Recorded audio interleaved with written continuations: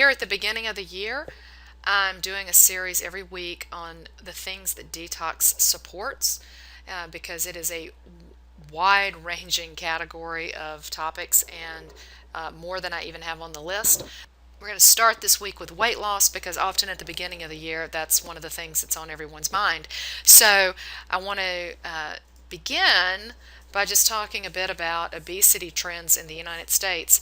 Back in 1985, I guess I was a 20-year-old at that point, and this is what the United States looked like in terms of BMI and BMI greater than 30, or that's about 30 pounds overweight if you're a 5'4" person.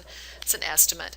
But the number of people in this country who had that BMI, this is kind of a rate. So we had no data for a lot of these states clearly at that point, but you could see for states like South Carolina, Georgia, Florida, North Carolina, going over the West Coast, California, these states had less than 10% of their population at a BMI greater than 30. BMI is just body mass index. It's a ratio of your weight and height, and it's not necessarily, it's not necessarily 100% accurate in terms of measuring obesity, but it's kind of the one we use. And you can see that these other states had a 10 to 14% ratio of obesity. And what's happened over time, this is year by year by year, clearly more states started to collect data, but I think one of the things you also see is more states become the darker blue. And then in 1991, we added a new category of 15 to 19% because it was recognized that quite a few people in those states had rates above the 14%. And this continued to change as we went through the years. And we get to 1998 and we have to add a new category, which is more than 20% of the population of these states having a BMI over 30. And then we add a new category over 25% and over 30%. Let's go back to 2010. And I go through those maps, because I think it's helpful to see that in the last 30 years, how dramatic our country has changed in terms of obesity. And we really can't, the thing that it speaks to me is that we really can't just blame personal self-discipline or an aging population on this dramatic a change, where this number of states have greater than 30% of their population being obese, or in Texas, and I need to learn my geography more, but Texas and whatever that state is between Louisiana and the next one, having 25 to 29% obesity. And even states that are quite well known for being healthy and outdoorsy, like Washington State, like Oregon, like California, seeing an increase in their obesity rates as well. And so I think it's indicative of what's happening globally, but also just what's happening culturally in our country. It's definitely has something to do with caloric intake, and that has to do with really an oversupply of calories. We really have, I think, double the number of calories we need in this country. They're not necessarily all good calories, for sure, but we have double the number of calories that we need in this country, and we tend to eat portion sizes that are far too large.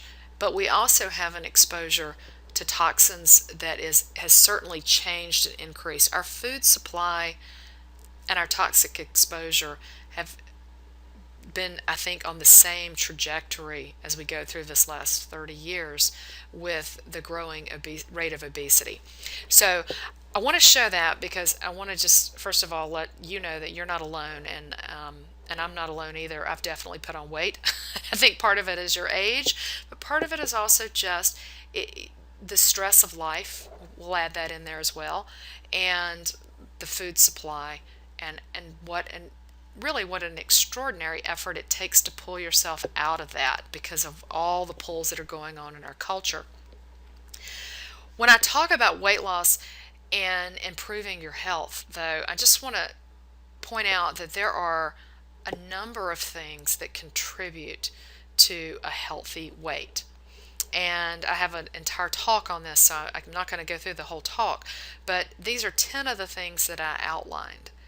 And so, of these 10 things, the 21-day purification program, or really any detox program, but I personally love the 21-day purification program, really either directly or indirectly supports the first 9 of these things. I can't do anything about your age, your genetics, or if you're pregnant or not. We can't do a detox if you're pregnant, but we can't do anything about those things impacting your insulin resistance and your weight gain. But we can do something about the first 9 of these. And the truth is, if we do something about the first 9 of these, it impacts your genetics through the mechanism of what's called epigenetics. Epigenetics simply means above the gene, and it means that what you do in your daily life and how you, your environment, your stress level, your lifestyle, all those things impact your genome.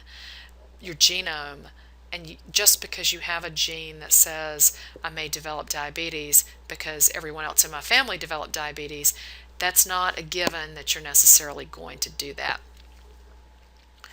So let me talk just briefly about why detox really supports all of these things, and then we'll talk about what that looks like. So toxins come in many, many forms. They're really anything that's foreign to our body. Anything that's foreign to our body, or anything that is a breakdown of a metabolite or a product in our body, like our hormones. I always like to explain that your hormones are important, they're great, but once they've been used by your body, they have to be recycled, and your liver is what does that. So even things internally within your body that aren't external to you, they have to be processed through your liver. Now, the problem comes in when people have an imbalance in phase 1 and phase 2. In fact, this is where we really think the origin of a lot of disease comes from, is this imbalance of phase 1 and phase 2. And the way you can think about this is phase 1 is where the toxin gets broken apart. The toxin is simply just a foreign body to you. The toxin gets broken apart in phase 1 of liver detox. And that usually works really well for everyone. Very few people have a problem with phase 1.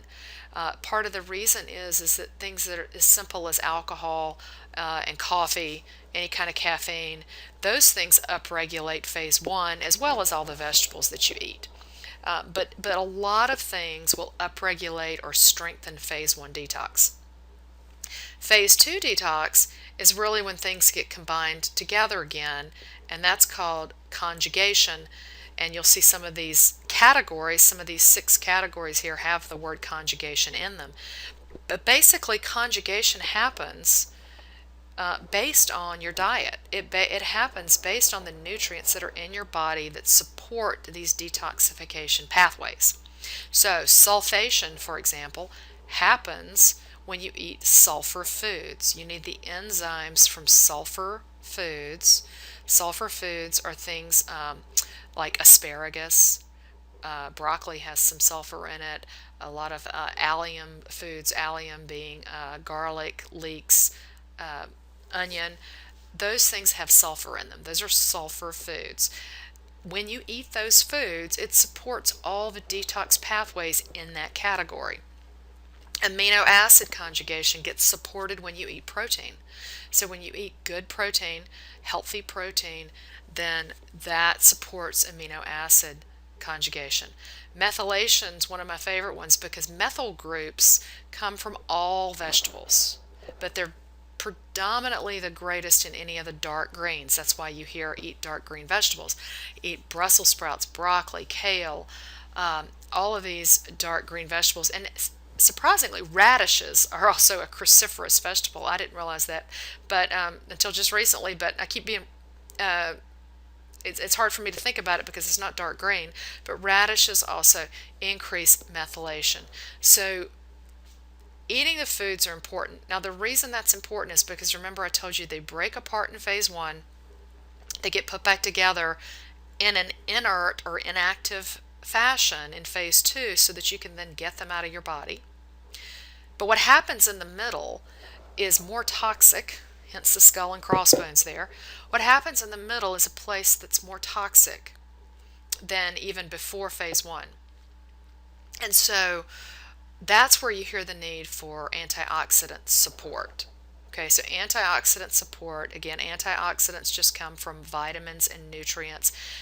Now we're starting to call them polyphenols, which in my mind I just think about colors. If you think about any colored vegetable, you're going to be rich in polyphenols. Coffee and tea are rich in polyphenols, but the liver intermediate metabolites, you need antioxidants so that you don't do damage to your tissue in that place. But the cool thing about it is that all the vegetables that support antioxidant health also support phase two. So the real problem becomes when some of those detox pathways are not working properly. Okay, so each of these 6 categories has dozens, if not hundreds, of detox pathways. So it's not as simple as saying we just take out one category, but I'm just doing that as an example. But we might take out 10% of one category and 5% of another and 2% of another. That is your specific genetic makeup. Okay, so when you hear when you hear something genetically about the cancer gene, the breast cancer gene, the prostate cancer gene, and you hear about these genes that they're finding that tend to determine whether or not you're more susceptible to these diseases, part of what they're talking about is this phase 2 detox. They're talking about people who can't metabolize, for example, estrogen well. And so instead of metabolizing it in a positive direction, it goes in a negative direction. That definitely makes you more susceptible for breast cancer. So this ability to detox is really important. The cool thing about detox diets and about food is that you can impact that. You can upregulate phase 2 even when you have those genetic deficiencies by eating a wide variety of these foods. Now, what happens when you don't do that and when you have this breakdown in detox pathways is that the toxins then start to back up. It's like having a slow running sink in your bathroom. It's blocked, it runs a little bit, things go through, but they don't go through all the way. Because what you want to have happen is you want all of those intermediate metabolites to get combined so that they're inert and then get out of your body via your urine or your bowel movements. And so this is what happens when that doesn't work. It does start to back up. This is the reason why it's so important to eat these foods in your diet and why a detox diet can help you. And I think in terms of weight loss, this is my last slide. I just want to point out that this is a journal article written by Dr. Mark Hyman, who practices integrative medicine. And he points out, in case you didn't know this, let's just be clear on the basics of this, that toxins are stored in fat tissue. That's where they're typically stored, which is actually a really good thing because the other places they could be stored are your organs. So they can be stored in your brain and your heart and your kidneys, and if they're and your thyroid. If they're stored in your organs, that's usually that's one of the things that contribute to cancer. And so it's a good thing. Your body's protecting you by storing it in your fat tissue. But we all don't like fat tissue, so we've got lots of toxins being stored. And what happens during weight loss is that we often can lower the metabolic rate. And so and they think one of the mechanisms around that is it's damaging your thyroid, the excess toxins. So you lose weight, the fat cells are going away, but the toxins get released, and then they're in your bloodstream, and then they damage your thyroid, and you don't necessarily get them out of your body. Maybe they redeposit somewhere else. And so the this is why when you're detoxing, it's very important to consider that you want to upregulate all phases of detox. Now, Dr. Hyman points out that the authors are probably correct in saying it's not a good idea to lose too much weight, except that there is a way to upregulate all phases of detox. So, if there's a way to upregulate all phases of detox, then it's actually good and healthy to lose weight, but you want to do that in the right way. Now, I also want to point out that this particular article, journal article, was talking about dieting and weight loss and fat loss. And it does bring up the point of why it's so challenging to lose weight and keep it off. Because sometimes we'll lose weight and then we go off the diet and it just immediately comes back, and maybe even more weight comes back. And this is actually the mechanism that we think that is causing that to happen. That actually, if you've got challenges in phase 2 detox, or even if you don't have challenges but you're just not supporting it in your diet because your diet is so poor, then you could really have a problem. So you could go on an Oreo diet and do nothing but eat Oreos and drink water, and you're going to lose weight. Because as long as you don't eat a lot of Oreos, you keep it under a certain calorie level, you will lose weight. And the reason is that you can starve yourself, you can fast, you can do those things, but if you're not supporting phase 2 detox, then likely when you go off that diet, that weight's just going to come back because you didn't do that. So it's one of the reasons why when we do the purification program, people don't tend to gain their weight back immediately. Even if they go back to eating the way they were eating before, they don't necessarily gain their weight back immediately because they have supported their detox systems.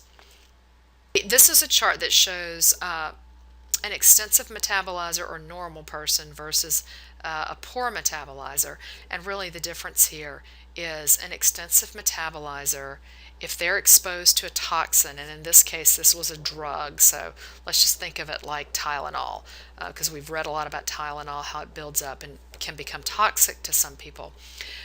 If you take a Tylenol in the morning and 4 to 6 hours later you take another one, and 4 to 6 hours later you take another one, for a person who's a normal metabolizer, the acetaminophen will go up in their blood level in the morning, it'll go back down again, it'll go up again when they take another one, it'll go back down again. For a poor metabolizer, that going back down again doesn't happen. And so they end up building up toxicity in their system.